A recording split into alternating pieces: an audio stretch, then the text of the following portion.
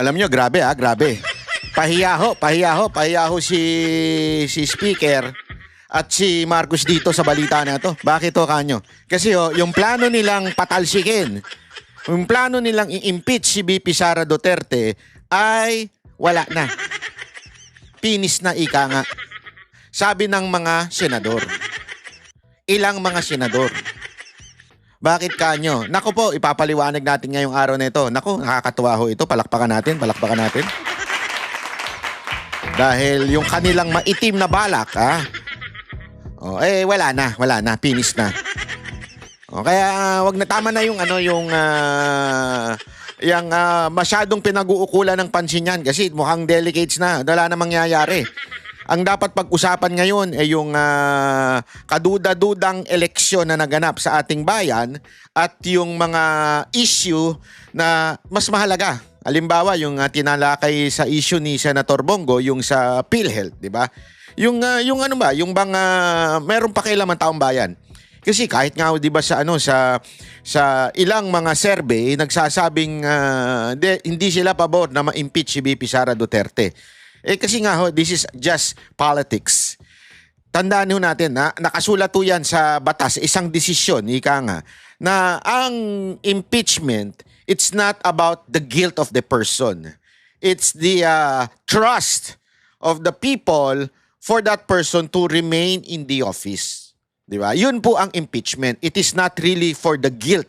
Ibig sabihin, kung nais talaga nila ng guilt, dapat po sa korte ho ito isinampa. Ano ibig sabihin nun, mga kababayan? Yung impeachment, hindi ho sinasabi nun pag nagsinabing na-impeach na yung tao na yon. Hindi ho sinasabi niyan, guilty siya. Ang sinasabi ng impeachment ay hindi na siya pinagkakatiwalaan ng taong bayan, kaya dapat na siyang matanggal sa posisyon. Kaya nga pansinin nyo, ang impeachment walang kulong. Bakit? Kasi nga po, kung talagang totoong may nangyari at guilty yung tao, dapat po sa korte. Halimbawa, kung ang akusasyon ay pagnanakaw, dapat po sa korte yan. Kasi doon dinidinig ang mga criminal act, ika nga. Di ba? Ito pong impeachment ay political lamang. Mga kababayan, mukhang the tides is bleached. The tides has turned. Ika nga, ano ibig sabihin nun, mga kababayan? Ibig sabihin, wala na. Wala na po, wala. Mukhang tagilid na. Kasi alam naman po natin, since impeachment is very political, therefore, susunod ang mga senador, ang mga kongresista, doon sa will of the people. Politics yan Siyempre, they are pleasing the people because kung yan po ay mismong mga judge, ay yung mga senador, which is political in nature. Bakit? Sila po ay hinahalal ng taong bayan. Ibig sabihin, hindi po sila ina-appoint. Unlike the judges na ina-appoint, ang mga politiko ay hinalal ng taong bayan. So, makikinig sa taong bayan yan. Ang nangyari noong 2025, talaga nga namang olat. Olat si Marcos. Olat ang pambato ng gobernong ito. Pinaliwanag na natin kung bakit. Kasi nga, again, yung mga nanalo doon sa alyansa, they won not because of Marcos, but because of established name and the support of some religious group. It's not really on Marcos endorsement, ika nga. Bakit? Kasi nga, kung gusto natin talaga makita na meron pa pong endorsement power ang ating Pangulo, Marcos, Pangulo niyo pala, hindi namin Pangulo yan. Dapat, nanalo yung mga katulad ni Abby Binay, nanalo yung mga katulad ni pangalan nito, yung si DILG, yung dinaig pa ang mga jowa ninyo. Kasi yung jowa ninyo, laging wala. Si Abalos, pambihira mayat maya, nasa telebisyon. May iba nga, napapanaginipan na yung pagmumukha niya. And yet, hindi nanalo. Even if ang talagang total endorsement coming from the government, from Marcos itself, with all the makinarya, walang nangyari, ladies and gentlemen. So, kaya nga ngayon, iba na tono. Ipapakita ko sa inyo ultimong si speaker, napahiya na. Sa tingin ko, ito yung opinion ko lang. Bakit? Kahit siya, iba na tono niya. Ay, mamaya, papakita natin. Kaya ito muna, panoorin po muna natin itong balita about the impeachment at kung ano yung mga sinasabi ng mga senador. Mainit at tinalakay sa muling pagbubukas ng sesyon ng Senado kung dapat bang ituloy sa 20th Congress ang impeachment trial ni VP Sara Duterte. Ayon kay Senador Francis Tolentino, labag yan sa saligang batas. Yun, labag daw sa saligang batas. Malinaw po yan ha. Papakita natin. Tuloy. At live mula po sa Senado, nauna sa balita si Mian Los Baños. Mian, ano raw ang basehan nito? Ang ganda ng title nila, una sa lahat. Maglagay ako ng title ito, pangalawa sa lahat. Tolentino sa kanyang pahayag. Magandang hapon sa iyo. Tumayo nga ngayon sa pag-resume ng sesyon sa plenaryo sa Senate Majority Leader Francis Tolentino at Anya, functionally dismissed. Ganyan nga isinilarawan yung mangyayari sa impeachment case ni Vice President Sara Duterte. Oras na hindi raw yan makonclude o madesisyonan by June 30, 2025. Whether acquittal man o conviction, pag hindi... Bakit June 20? Okay, lilawin natin ha. Sa ating kalendaryo, ang katapusan ng Senate 19th ay 20. Magre-resume sa 30 o July 1. Okay? Magkakaroon sila ng parang break. Ngayon kasi, etong nakaupo ngayon, yung mga, kasi may mga inaayos pang batas eh. Ngayon po, ayan yung 19 Congress pa. Ibig sabihin, yung hindi pa mga nanalo ngayon 2025, mapapalitan na po sila. Matatapos sa 20. Sa 18, etong dinelay ni Escudero ay talagang magigipit na sila para madesisyonan ng 20. Yung kalendaryo, yung impeachment, malabo nang madesisyonan ng 20. Kung madesisyonan po niya, napakahilaw naman po. So, mukha talaga pong tagilid. Tagilid na ho itong impeachment. Tinatapos by June 30, 2025. Sabi niya, regarded as dismissed na yan. Naniniwala kasi ang senador na hindi pwedeng tumawid yung impeachment trial from 19th Congress to 20th Congress. Wala na raw kasing jurisdiction yung susunod na Kongreso. Ang paliwanag niya dyan, nung tumayo siya sa plenaryo is, ang may jurisdiction para talakayin yung impeachment case ni Vice President Duterte ay yung Kongreso na tumanggap ng kanyang articles of impeachment. At yan yung ngayon, which is the 19th Congress. Isinaad din niya na ayon sa rules, oras na mag-adjourn na ang Kongreso, which is next week mangyayari po, pag nag-adjourn ang Kongreso, terminated na rin lahat ng legislative process at legislative matters ng Senado. Bok, pakinggan natin. Narito yung bahagi ng pahayag ni Senator Francis Tolentino. Jurisdiction over impeachment is exclusive to the Congress that receives the complaint. Kahit anong pilit, hindi maitatawid, lalo na't kung lalabag sa saligang batas. Pero Bok, pwede bang hindi mag-convene ang impeachment court sa June 11, yung bagong schedule? Bago ko sagutin yan, Vic, may dagdag lang kasi kakatapos lang ngayon bago ko tumayo. Sinagot ni Senate Minority Leader Coco Pimentel yung argument ngayon ni Senator Francis Tolentino. Para sa kanya, pwedeng tumawid naman yung impeachment trial from 19th to 20th Congress. Kasi anya, ang natatapos lang sa pag-adjourn ng isang sesyon ay legislative process. Yan yung dalawang argumento ngayon. Okay? Remember, bakit po nagkaroon ng ganitong argumento? Because this is the first time.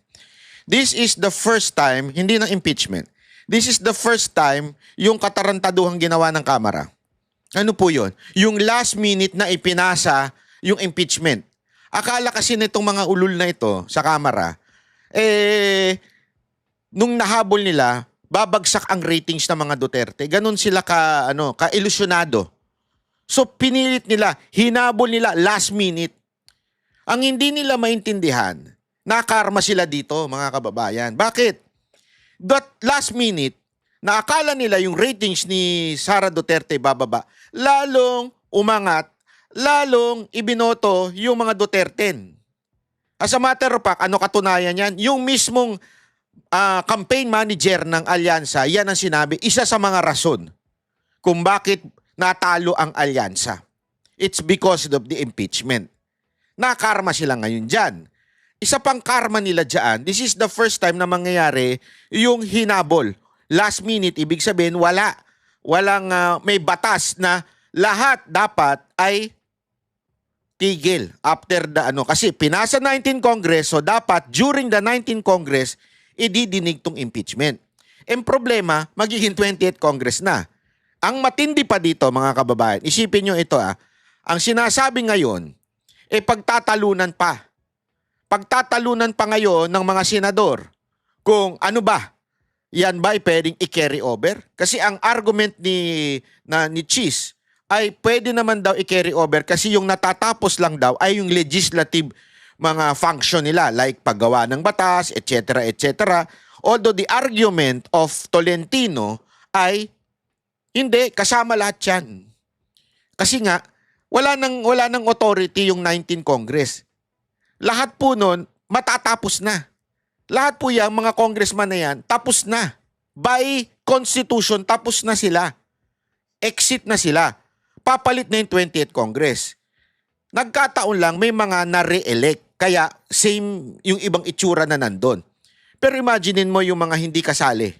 Hindi nanalo. So, hindi na talaga sila part. So, ngayon, magkakaroon pa ng argumento. Dalawang side. Kasama ba sa mawawala yung impeachment o yung legislative function lang ang mawawala? So, paglalabanan pa. Ngayon, mga kababayan, mukhang napakarami ng talagang, syempre, nadala sila Nagising sila sa katotohanan. Shit, tayong mainit. Sabi nila, ola tayo. So Duterte na tayo.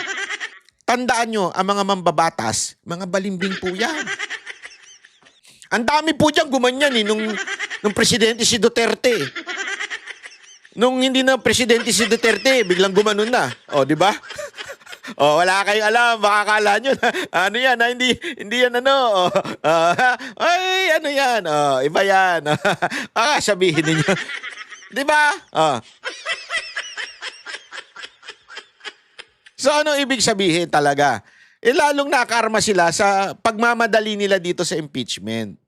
Di ba? At ang impeachment trial book, sabi niya, ay hindi regarded as a legislative process. Okay, sa tanong mo, pwede bang hindi mag-convene sa June 11? Sabi ni Senate President Escudero, technically, pwede. Pero duda siyang mangyayari yan. Bakit? Dahil sabi niya, dapat naman, sabi niya, may malinaw na rason kung bakit naman hindi magko-convene as impeachment court itong Senado ngayon na kung saan i-report out supposedly next week, June 11, yung articles of impeachment. Oras kasi ma-report out sa open session, yan ang magti-trigger para mag-convene na sila as impeachment court. At sinasabi naman ni Senate President Escudero, anuman ang maging desisyon kaugnay sa impeachment case ni Vice President Sara Duterte sa 19th Congress, sa kongresong ito, hindi binding for 20th Congress. Hindi nila pwedeng utusan yung 20th Congress sa sundin ito. Ibig sabihin, kailangan mag-convene ulit ng impeachment court sa 20th Congress. Depende na dahil iba na ang komposisyon ng Senado by that time. Though nandoon pa rin si Senator Escudero. Bahagi naman ng pahayag ni Senator Escudero. Pakinggan natin, Bo.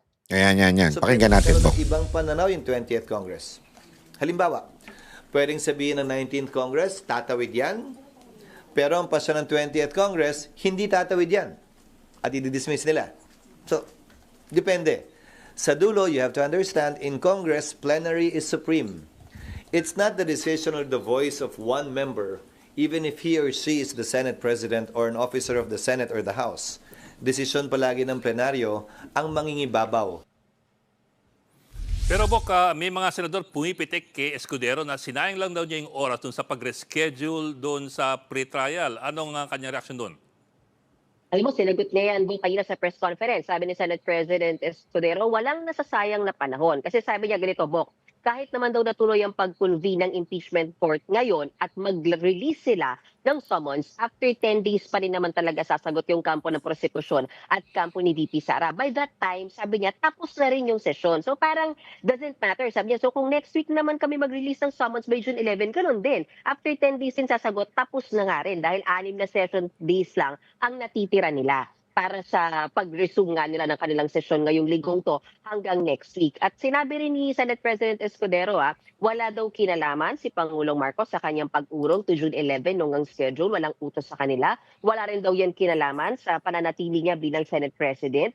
at siya daw mag-isa ang nagdesisyon niyan na iurong yung schedule bagamat naghingi naman siya ng opinion ng ilang mga senador. Dahil naniniwala nga sila dapat mauna muna yung pagpasa ng priority bills kaysa yung pagtalakay sa impeachment trial ni VP Sara Duterte po. Okay, ulat ni Mian Los Baños, live mula sa Senado. Ayan. So ayan ha. So kitang-kita naman po natin na talagang medyo magulo pa. Sinasabi hindi kasama yung legislative process na impeachment, pero at the same time may mga nagsasabi na ito'y tapos na. Ngayon, ano mangyayari? Botohan. Ayun. Pag sinabi mong botohan, diyan na po pumapasok ang politika. Pag sinabi mong politika, siyempre, will of the people. Will of the people ang matutupad po dyan. Maraming factor. Number 1, alam nilang naolat ang lahat ng alyansa at wala nang hatak si Marcos. Sabi nga nila, lame duck na daw ito si Marcos. First. Second, survey says ayaw nilang ma-impeach si VP Sara Duterte. So, why would you go to the process? Di ba? Pag go to the process kayo, malalaman ngayon kung sino may gusto mapa-impeach. Ilang percent yun na nagsasabing ayaw ma-impeach si VP Sara Duterte. Number 3, they all know, kaya nanalo itong mga alyansa na tulungan kahit papaano. Halimbawa, si Tulfo. Halimbawa, si Soto, tsaka si Lacson. It is because of the endorsement of the religious church. Like, for example, is Iglesia. Masyadong madiin po ang sinasabi ng Iglesia dyan. As a matter of fact, may mga balibalita nga tayo. I don't know if this is true or not. May mga balibalita nga tayo nung nakaraang eleksyon na talagang lahat daw na nag-pro-impeachment ay hindi binitbit ng Iglesia at that time. Ako, I do not have any evidence on that. But for sure, sa Maynila, kasi siyempre, doon tayo medyo updated sa Maynila. Talaga namang hindi nila binitbit ang mga pro-impeachment. Although, some won, some natalo, it is because of questionable mga hakbang. Marami po tayong alam dyan, kaya lang mahirap Mahirap tayong magsalita dahil alam naman natin, kailangan ng ebidensya. Yung mga barangay-barangay captain, di naman magsasalita yan. Marami dyan, mukhang pera. Hindi, alam mo, sa totoo lang Eto, marami tayong subscriber ng Banateros dito na mga barangay captain. Pero ako nalulungkot ako Nalulungkot talaga ako sa kalagayan ng ating bayan. Paano tayo maaayos kung doon pa lang sa pinakaibaba, korap na ho tayo? Alam nyo yan. Kayo mga taga Maynila, alam nyo yan. Marami tayong subscriber ng taga Maynila dito. Tang-ina, ang dami nyong korap dyan. Pasensya na Ang dami nyong korap dyan. That's the truth. Alam nyo, mas gusto nyo ito, pero dahil sa hindi nagbigay, hindi nyo binitbit. Alam nyo yan. Kaya walang nangyayari sa bayan natin Akala ninyo, ay, banat ba, intindi mo naman kami. Kailangan namin ng ayuda, kailangan namin ng pera, kailangan namin ng tulong ni congressman. Oo, pero putya, barya yan. Mantakin mo, nagnakaw ng 10 bilyon. Halimbawa lang, 10 milyon, ang binigay lang sa inyo 1 milyon. Baka nga hindi ganun ang comparison 100 milyon ang ninakaw, 1 milyon lang ibinigay sa inyo. Binigyan kayo ng barya, tuwan-tuwa na kayo. Pero hindi nyo maintindihan na mas matindi pa pala ang ninanakaw niyan in the long run. Bakit? Hindi umaasenso yung bayan nyo Yung lungsod nyo hindi umaasenso. Yung bulsa lang ninyo umaasenso. So, tendency talaga nga naman kawawa. Diba? Kawawa ho tayo. Oo, maaaring malaki kinita ng mga barangay-barangay captain. Yung mga, sorry pero this is the truth. And I know, wag tayo magmangmangan. Ang dami dyan, kaya hindi nananalo yung iba dahil sa last minute nagkasingilan hindi na nakapaglabas yung ibang mga kandidato. Kaya nanalo yung mga pro-impeachment pa. Kayong may kagagawan. That's how corrupt our country is. Kaya wala tayong asenso. Huwag niyong asahan na may magbabago sa ating bayan dahil lang nagbago ang presidente. Huwag niyong asahan yan, mga kababayan. Kaya pansinin ninyo, kahit pumasok si Duterte, ang hirap niyang maayos ang bayan. Bakit? Corrupt to its core. Ultimong barangay captain, barangay kagawad, corrupt. Bigyan lang ng konti, 100. Wala na. Nasa iyo na boto. Paano mababago bayan mo? Naintindihan natin? Ganon ang Pilipinas ngayon. Oh, ngayon, buti, napahiya. Bakit ito napahiya? Ito kasi, akala nila, even if they won the election, everything would be on their favor. Hindi ho. Kasi may taong bayan eh. May taong bayan na magdidesisyon.